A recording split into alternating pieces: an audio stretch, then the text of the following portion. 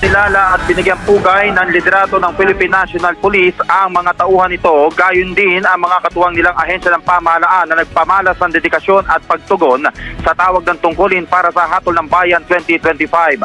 Ayon kay PNP Chief Police General Romel Francisco Marbil, dapat kilalanin ang mga tumindig at sumunod sa direktiba ni Pangulong Ferdinand R. Marcos Jr.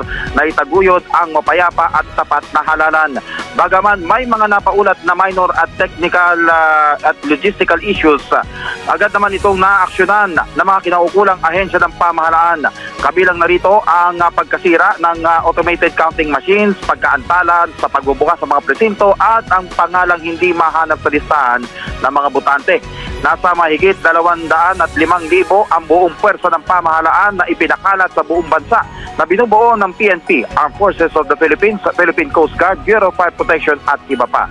Bagamat idineklara generally peaceful ng PNP ang mismong araw ng halalan, sa kabila ng mga naitalang insidente, mananatili namang full alert status upang tiyakin na mapipigilan pa rin nila ang mga magtatangkang magasik ng karahasan.